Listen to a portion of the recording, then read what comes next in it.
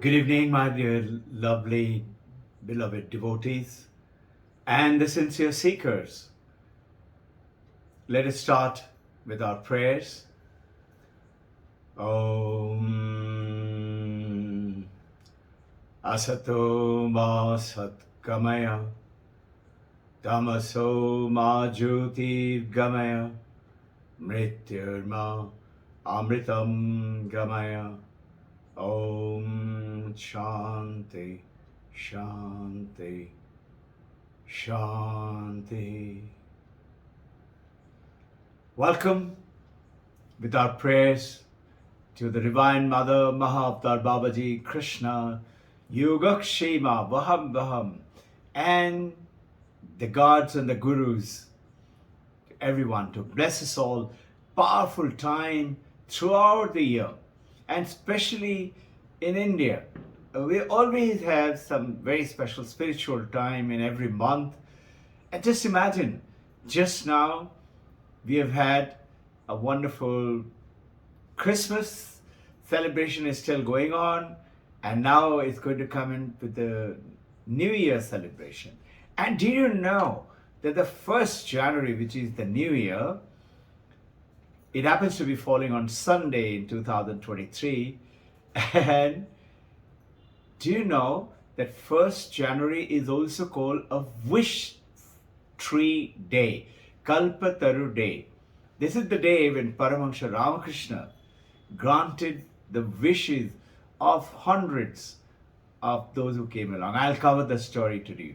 The 25th December, we have been talking about right from 24th, 25th December about the Sermon on the Mount. We covered a lot about that. We covered about the miracles of Jesus Christ and the entire journey of Jesus Christ came to India and how he understood Vedanta Upanishad and also Buddhist religion and combined the whole lot in his preaching, and which are now well written down. The Sermon on the Mount, most people say, what did he talk to his favorite disciple? Paramahansa Ramakrishna, as you know, also used to do that. So did most of the people, great masters, avatar, they would have little. One session it used to be for everybody, and some sessions which used to be only for those who are going to higher regime of the spirituality. Paramahansa Ramakrishna's talk on 1st of January, and Holy Mother's birthday also went just the other day on December, 12th of December. Sharadama, the Guru Mata of Vivekananda. And now, 5th January is Paramahansa Yogananda's birthday. We should cover a lot on Paramahansa Yogananda's journey. And then 6th of January is our school birthday. Lots of things are happening. And just get 12th of January is Swami Vivekananda's birthday as per the English calendar, and as per the Indian ancient Shastra or spirituality, which is done on the Tithi, on the alignment of the special stars and the nakshatras, based on which his birthday is celebrated world over on 14th of January. Though 12th January, many other schools, centers, etc. celebrate, and is kind of considered one of the very pious days. And so goes on. So let us take on the journey today. We are going to cover with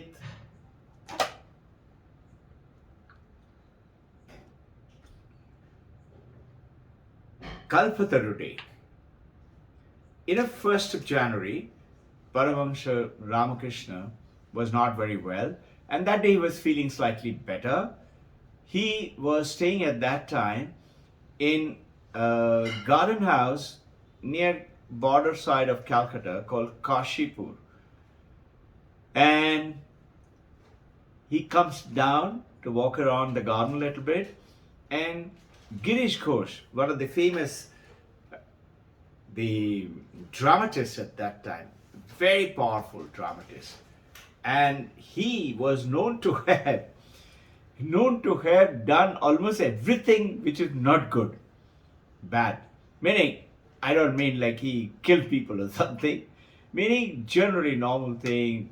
And he used to say even very boldly that the amount of alcohol that I've taken, if you put the bottles one on top of another, it will climb higher than Mount Everest.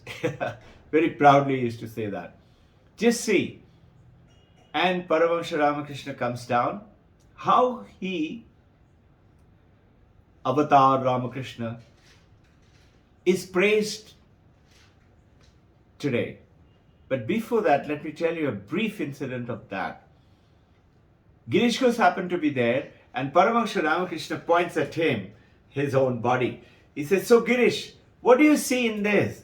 That you keep telling everybody, I'm the avatar, I'm the God incarnate. What do you see? Girish Ghosh kneels down, touches his feet, and said, what Rishi Vashishta, Rishi Vyasa could not explain. Rishi Vashishta, Rishi Valmiki, who wrote Ramayana, could not explain. And Rishi Vyasa is supposed to have written the Mahabharata and many Puranas. And Vashishta Yoga Shastra talks about how Rama was taught. Even they could not explain. In other words, Girish Ghosh is telling that you are that avatar like Rama, like Krishna. How could I say anything?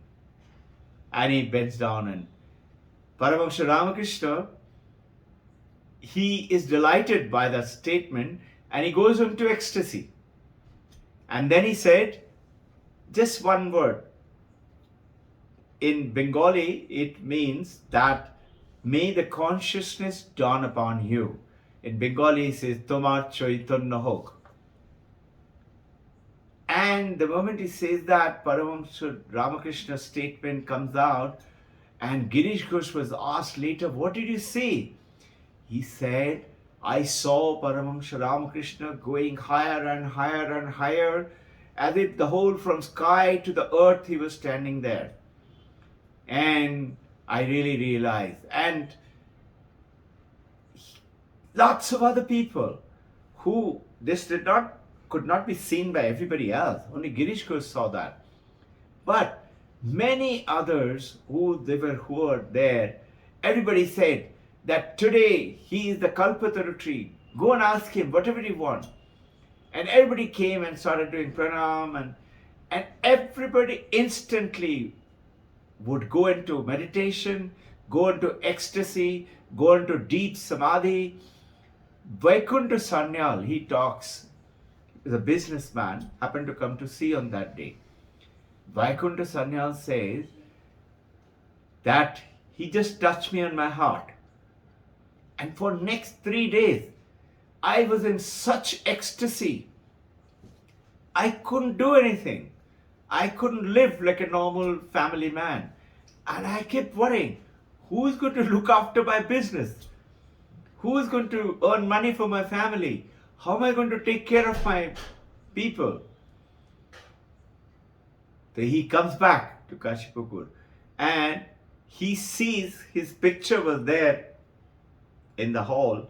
Even before meeting him, he goes to the picture and says, whatever you've given, please take it back. I cannot tolerate this. And instantly it left him. That aura of special energy and the blessing.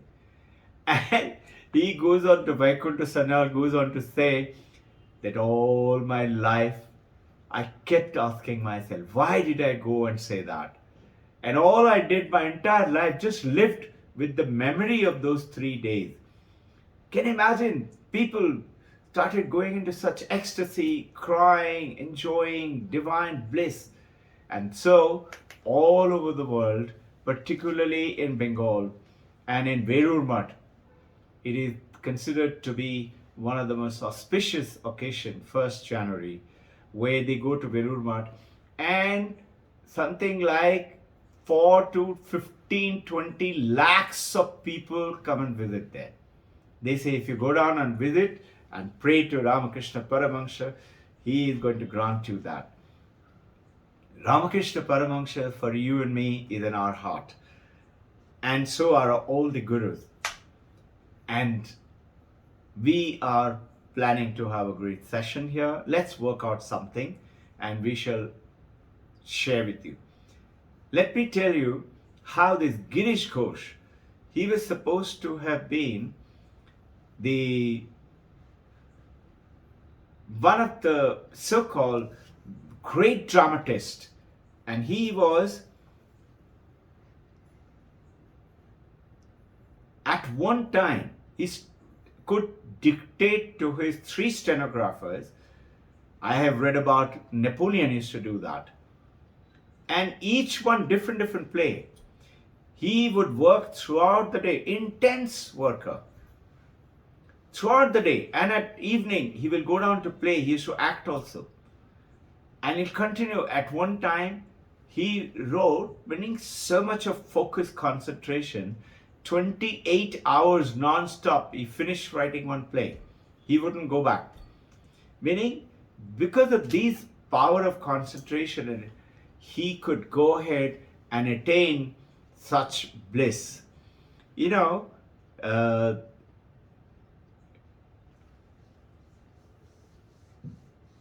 When Paramahansa Ramakrishna blessed him, eventually there was one going to be a monk. He comes down and he asks, his name is Swami Advaitananda. He comes to Paramahansa Ramakrishna and says, I'm going to Ganga Sagar. The river Ganges starts from Gomukhi Gangotri and comes all the way to the Bay of Bengal. And that place is called Ganga Sagar because Ganga comes and joins the ocean at that time, at that place. And that place is supposed to be very pious, auspicious, and many thousands of people go down there. Many people in Himalayas, they have their entire lifetime planning. We want to go down and see that place. And there are certain times of the year, all the monks of all over India and other places, they come down and do their special pious, their practices. So Swami Advaitananda comes to Paramahansa Ramakrishna and says, Thakur, I am going down to Gangasagar to go and distribute some of these clothes to the monks over there. So you have any instructions for me? The Paramahansa Ramakrishna looks at him and said, where are you going to go and search for monks? Where else would you find a better monk than, and he points at Vivekananda, Brahmananda, and Shivananda, and all of them were there. He said, you bring the sets, don't have to go there, come and give it here. The Advaitananda, he goes and makes 12 sets, and he brings it down and gives it to Paramahansa Ramakrishna. He personally, by hand, gave it starting from Vivekananda number 1, Brahmananda number 2, and like that he gave it to them by hand. But there were 11 disciples, Vivekananda and rest of them. The 12th one, they all asked Paramahansa Ramakrishna, who is the 12th one for? And he quietly said, give it to Girish Ghosh. Girish Ghosh was not a sannyasi. He was a family person. He was married, he had children. And Girish Ghosh, the moment he receives it, he says, now I'm going to leave my samsara and go down and live in the ashrama. But the message for him was, you don't have to go down. You don't have to leave your samsara and run away. And this is what Vivekananda is saying. Those who leave their samsara, their husbands and wives and children, and run up to Himalaya and do tapasya to die with God's realization, they have missed the boat. And he said, those who plunge in headlong for the vanities of this life, of the samsara, of the world around, and headlong jump in and get submerged in enjoyment and fun and taking care of family and children, even though with purity and with piousness. He said, they too have missed the boat. So if you don't go down to the Himalaya, don't live in the samsara, then what is the way? Vivekananda goes ahead and says, defy the life. Defy the life meaning divinize your life. See God in everything. See God in everyone. There is some beautiful jokes through which and stories and fables Paramahansa Ramakrishna used to convey these messages. He used to say that, see, there are avatars around, but people cannot realize it. Why? Supposing you're living inside a house, how can you see the brightness of the sunlight? You may see a little bit of light through the windows and all, unless you break your roof or you got a big hole in the roof. Then you see the brilliant and the brightness of the sun. He says, like a frog in the well.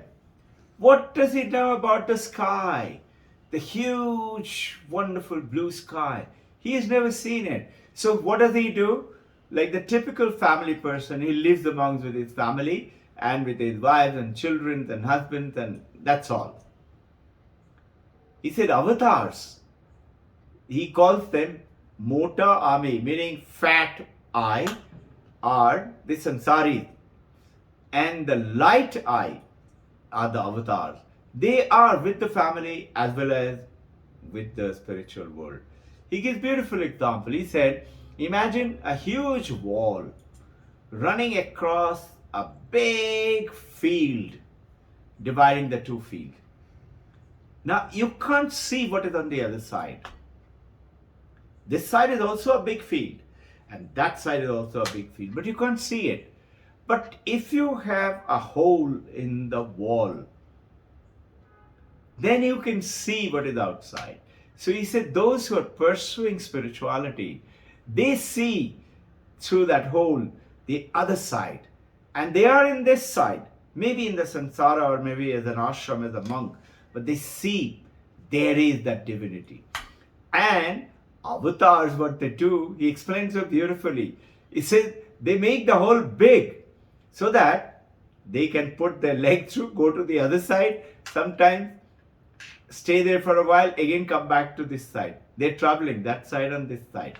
So they go into samadhi, go into that world, stay for as much as 60 days, 90 days in samadhi, and again comes back. There's so many examples. So there is a beautiful story to understand this.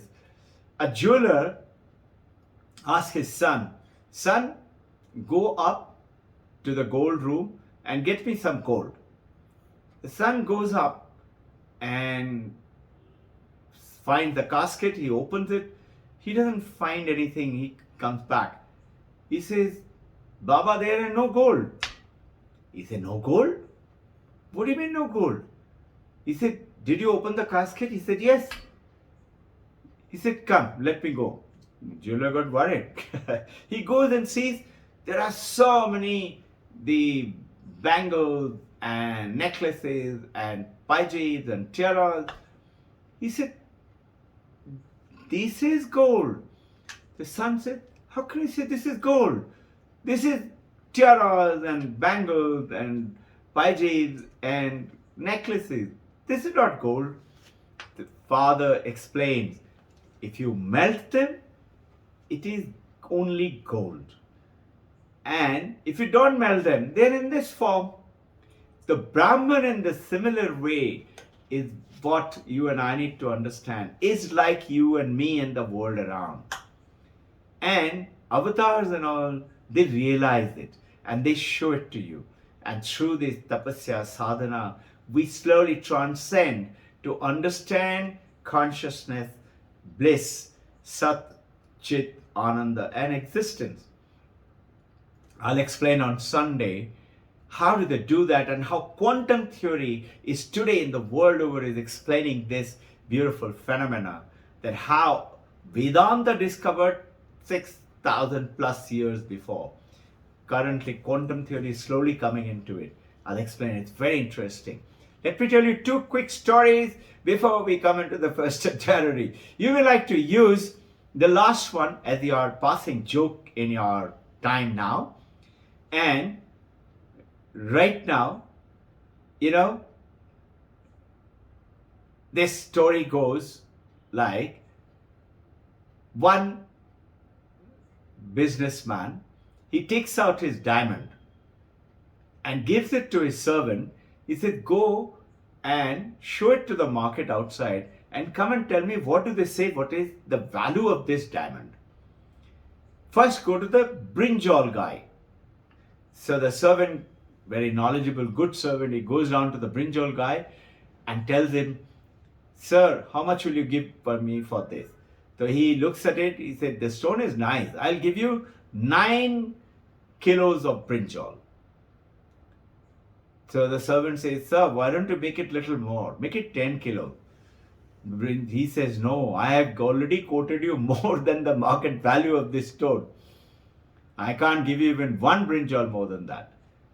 So smilingly, the servant comes back and tells Babu, this is what the brinjal guy says, only 9 kg, and that is all I can give you. That's the maximum value of this stone.